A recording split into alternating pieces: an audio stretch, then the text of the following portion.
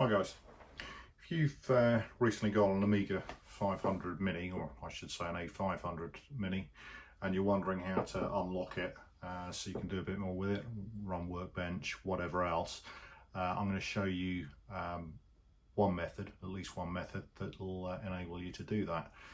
So the first thing we need to do is go and get the WHD load package from Retro Games.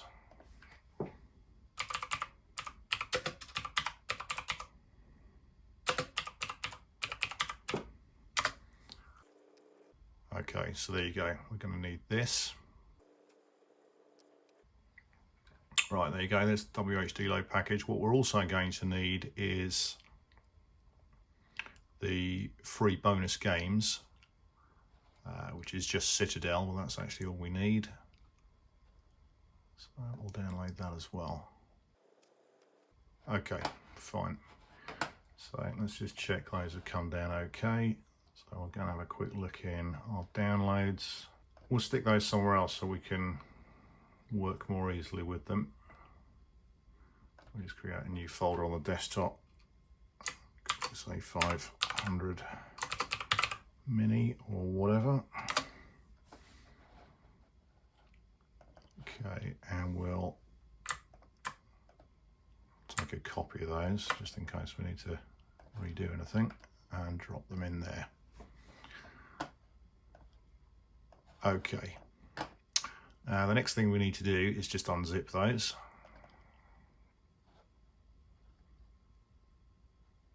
In fact, that's an easier way. Extract here, and that one, extract here. Okay.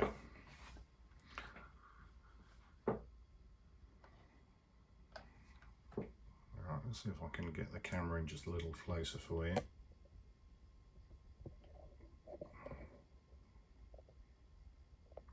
Okay, so if we have a look at the A500, you can see in there we've got WHD boot, and if we have a look in there we've got bootdata.zip. Okay.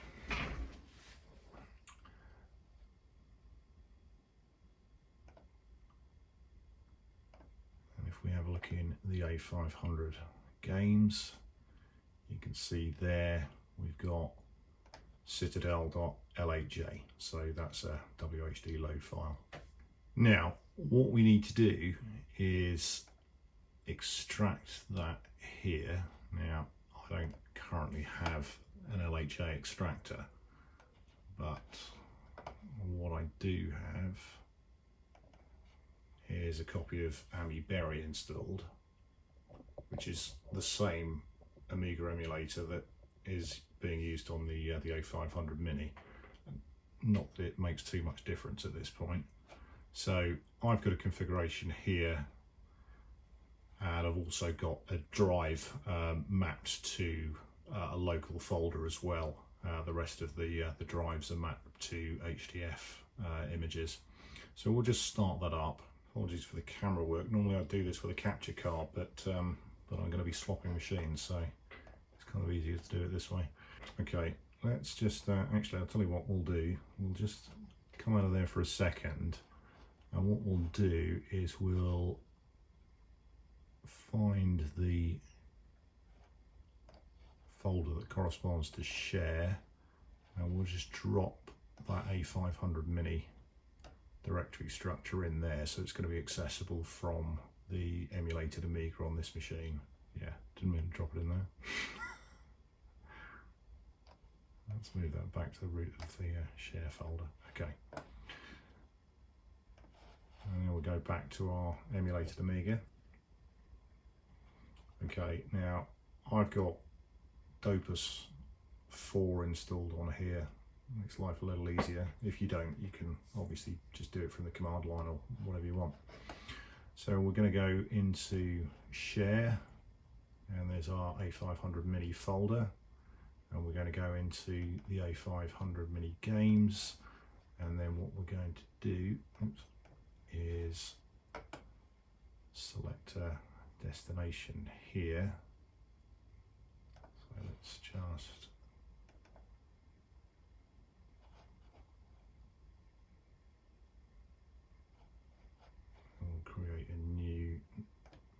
directory there, we'll just call that extract or something.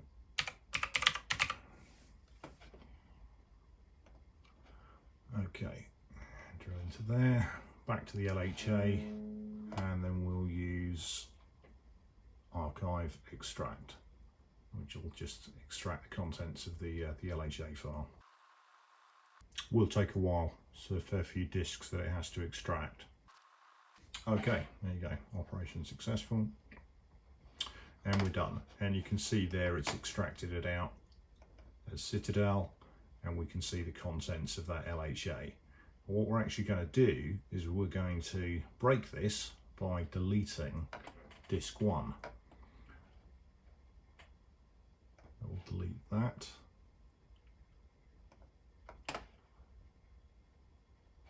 And then what we're going to do is we're going to take all of that, so just the Citadel directory structure and citadel.info, and then we're going to write it back to an archive file. So we're going to do an LHA add,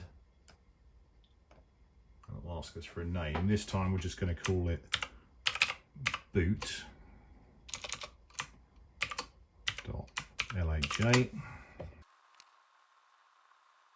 and again that's going to take just a little while.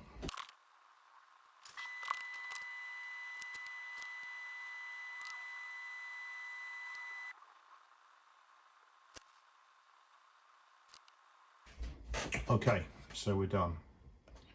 Okay, so there's the boot LHA file that we've just created. That's already in the share folder. So for this simple method that I'm showing you at the moment, that's basically all you've got to do at this stage. You can come out of the Amiga Emulator for now. So now what we've got to do is copy that LHA file onto a USB stick, ready to go into the A500 Mini. So let's just find that file. There we go, boot.lha. Let's take that new one that we've just created, okay, boot.lha, we'll copy that. Now I've already prepped this USB stick for use in the A500, but we'll create a new folder and we'll just call it test. And in that folder we'll copy that LHA file that we've just created. Okay, and then we'll eject that.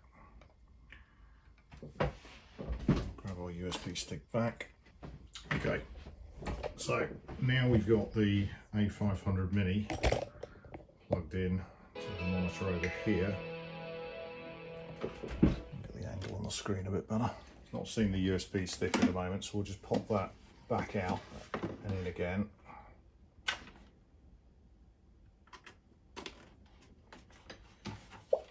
Okay, there we go.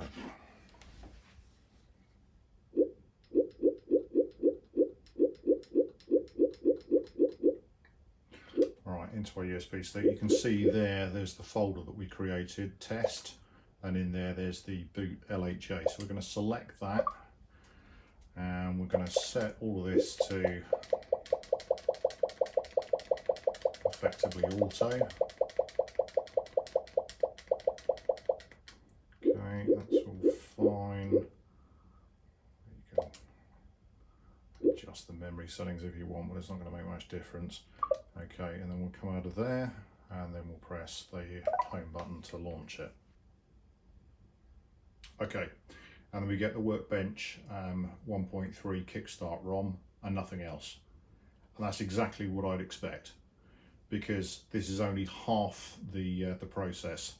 What we've also now got to do is find a way to unlock the Amiberry emulator so that we can go in and we can change the configuration settings there.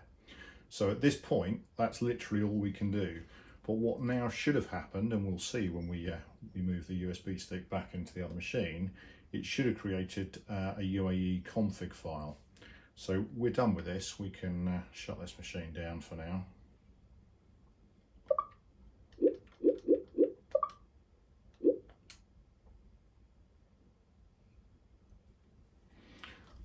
Okay, and we can take our USB stick back. I'll leave the 500 Mini there because we're going to need it again pretty soon. Okay, so back onto the other machine. So Raspberry Pi incidentally, but you know, you could use anything. Use a Windows machine or a Mac, it doesn't really make much difference. So we'll pop our USB stick back in to this machine and go and have a look at that test folder. And you can see here, this file wasn't there previously. It's created, I'll zoom this in a bit so you can see a bit better. A file with a UAE extension. Now that's basically a text file with configuration settings. So if we have a look at that, now if you're familiar with the configuration settings for UAE or Amiberry, you might recognize some of these. But basically what we need to do is we need to configure the Amiberry environment the way we want it in here. But the most important thing is including a hotkey so that we can get into the GUI. Otherwise we're stuffed and we'll never be able to unlock it. And then if I go and find the configuration file for Amiberry on this machine locally, so we're not touching the USB stick at the moment, and we come down to conf, okay, and it's default.uae that we want, and we can see there, yeah, that's literally just been updated. So if we go into the text editor there, you get one chance to get into the GUI, and that's on the initial start. If you don't do it then, you won't be able to do it. And there's something else we've got to do as well to, again, stop the way that the A500 Mini has been configured from causing us problems. So we'll paste that in there as well, and then that file's done. So we can come out of the default one, and we'll save the boot_ol.uae on the USB stick. And before I forget, on my local emulator, I'm just going to change that back, otherwise I'll be wondering why I can't get the menu up. Okay, there we go. That's done. Quit out of there. Okay, so let's go to our USB stick, into our test folder. Okay, and we'll look at the permissions on that file, boot_ol.uae. And you can see in permissions that change content is set to only owner. Now that's fine, you would think, except it's not, because what will actually happen is the A500 Mini, I'm assuming, is running a script to effectively chown the permissions. So what we need to do is we need to set it to nobody. Well, I say it's going to chown the permissions. It depends on the circumstances, and it's a bit too long-winded to explain. But as long as it doesn't see this file on the initial boot of the A500 Mini, as long as it's us launching it manually, then knobbling the permissions will do what we need it to. Okay, so view content is anyone, that's fine, because we want the system to be able to read the file, but we don't want it to be able to write it. Otherwise, what it'll do is those configuration parameters and any others that you put in there, it'll strip them out again. So you'll get one chance at this if you do it that way. So there you go. So now we've changed the permissions, and just to prove that, if we go into the text editor, you can see it's opened it read only. But of course, we've still got our configuration settings there. So that's all fine. So now we'll eject that USB stick again. Sorry, this is kind of long-winded to show you, but if I don't show you step by step, you won't get it. When I finally edit the video, I'll speed through some of the less interesting bits. Okay, so let's grab that USB stick.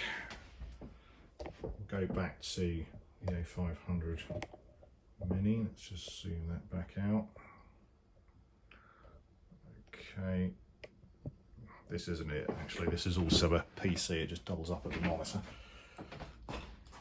So let's pop him in. Again, I might have to pop it out and back in again after powering it off, or just pop it out and back in. Sometimes, I don't know, it seems a bit temperamental, but whatever. So we'll start that up and we'll just pop that onto the monitor input, or the HDMI input. Okay, oh there you go, and it got the stick this time, that's good. Seems a bit temperamental, as I say. Sometimes it works, sometimes it doesn't. So we'll drill into that. Let's drill into our test folder and we'll launch our LHA.boot now. Okay, and you see the difference? It's come up with the Amiberry configuration screen, or the Amiberry GUI, and that's all we need. Oh, I say that's all we need, not quite, because we need a keyboard as well, otherwise we can't do anything. And this won't work with a mouse. The way they've compiled it, it's not working with a mouse driver. So you're going to have to do it manually with a keyboard, unless you want to mess around with this a bit more and get under the hood and reconfigure Linux or recompile Amiberry. But I think that kind of defeats the object of the exercise. You might as well just get a Raspberry Pi, it's kind of easier. Okay, so let's just disconnect that controller. Let's find a keyboard. We'll plug that in.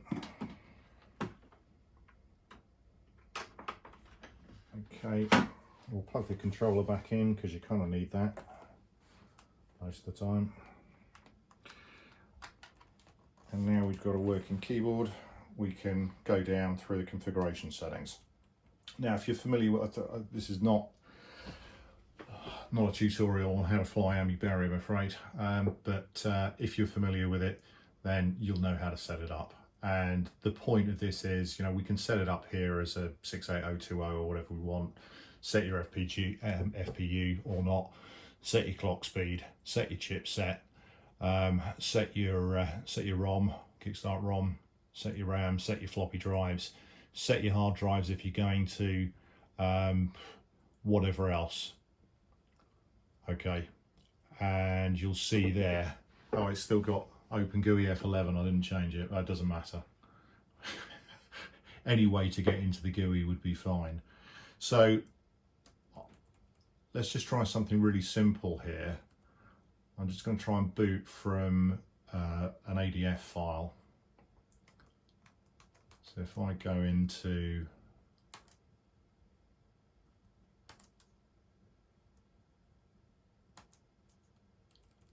all the way up to mount, and then I've got some ADFs there. So if we go into, say, Workbench, and then let's boot Workbench 1.3, that'll do.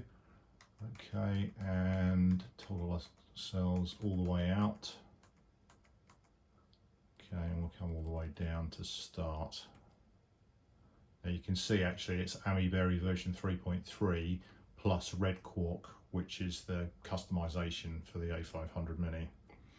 And that's what's causing us grief in trying to hack our way around it, basically. But you know, they've done, to be fair, a pretty good job of locking it down.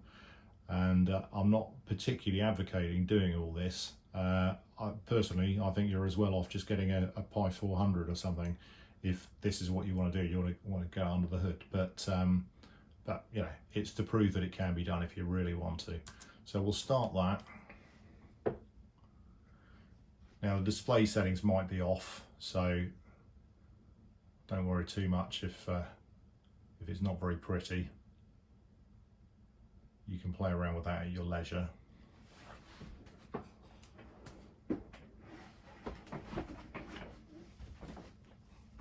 Okay, for now we'll just drag the window down a bit. Yep, it's definitely configured as an A500. Okay, there you go, and into Workbench. Let's just drag that down a bit more.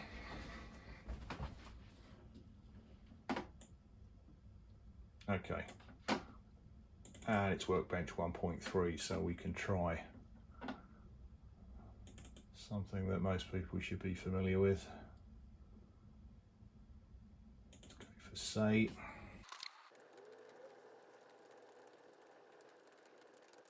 Hi, I am Anna 5009. I run in Workbench 1.3. Pretty cool. Okay, there you go. That works. Oops. Let's try not to pull the whole thing off the desk. Stay. Okay. So we'll come out of there. Get the mouse to respond. There you go. Just because it's on a white surface. Okay. And as with anything else on this A500 Mini, you can come out with the home button. However, I lie, actually no, it doesn't work this way. I forgot. Yeah, that's the feature. I forgot, comparing it to the other method, which is arguably better. Yeah, basically then if you want to power it off, just punch the chicken switch on the back. Oh, okay, well that will take you back before it shuts it down. Anyway, there you go. That's one method. I'm going to have to do another video for the other one because it's going to go on forever, and we'll be up to 40 odd minutes before I've edited it. But anyway, hopefully that was useful. And what can I say? Have fun. Let me know in the comments how you get on. Cheers for now, guys.